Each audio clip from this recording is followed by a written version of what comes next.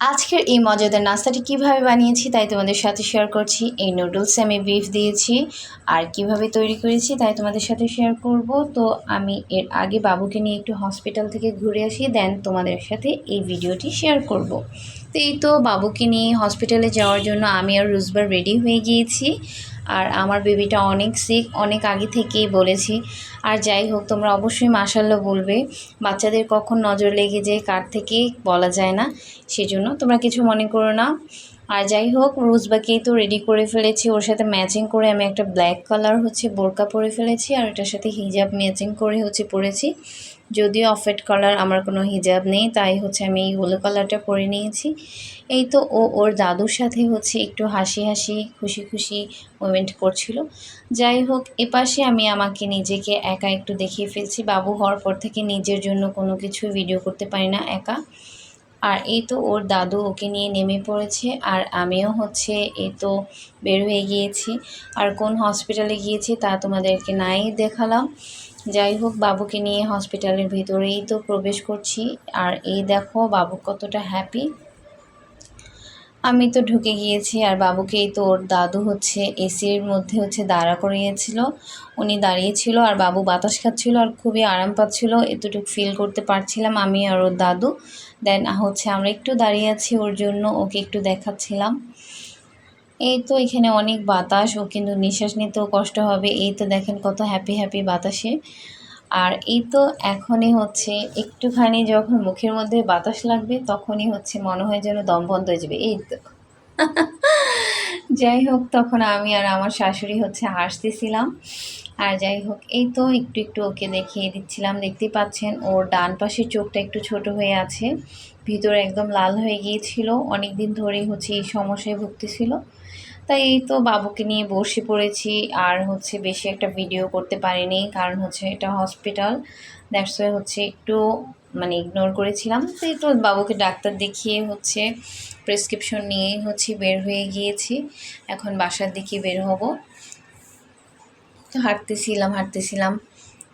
এই তো হসপিটাল থেকে বের হয়ে দেন একটু বেস্ট বাইতে গিয়েছিলাম একটা প্লেটের জন্য। অনেক সুন্দর দেখে একটা প্লেট নেব ইচ্ছা ছিল, যাই হোক মন মতো পাইনি। ব্ল্যাক কালার প্লেট আমার অনেক পছন্দ, ওইভাবে পাইনি। তো ভাইয়া ভিডিও করতে নিষেধ করাতে আর করতে পারিনি। এই তো প্লেট নিয়ে এসেছি, আর 2টা চকলেট এনেছিলাম।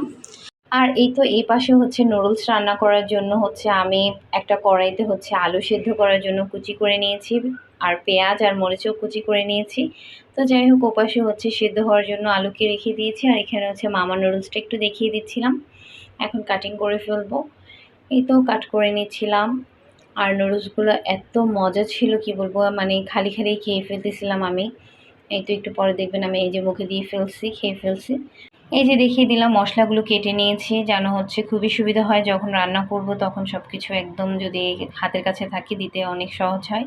আর এই তো আলু সেদ্ধ হয়ে গিয়েছে 70%। আর এখনই আমি সেদ্ধ করে নিলাম নুডলসগুলো, আর একটা স্ট্যান্ডারের মধ্যে ছেঁকে নিলাম। আর এই পাশে কড়াই বসিয়ে দিয়েছি, আর পরিমাণ মতো তেল দিয়ে দিব। আর কী দিয়ে দিচ্ছি তাই আপনাদের সাথে শেয়ার করছি। এই তো পেঁয়াজ কুচি মরিচ কুচি দিয়ে দিয়েছি, আর পরিমাণ মতো একটু লবণ দিয়েছি। মটরশুঁটি আর গাজর কুচি দিয়ে দিয়েছি পরিমাণ মতো। এগুলো আমি ফ্রিজে ফ্রোজিং করে রাখি মাঝে মাঝে, যেহেতু রান্না করি। আর একটু পরিমাণ সয়া সস দিয়ে দিয়েছি। আর লবণ দেখেছেন প্রথমেই আমি অল্প পরিমাণ লবণ দিয়েছি, কারণ সয়া সস দেবো সেজন্য। আর এমনিতেও নুডলসের মধ্যেও একটু লবণ লবণ থাকে। তো যাই হোক, এই তো একটা ডিম ভেঙে দিয়ে দিয়েছি।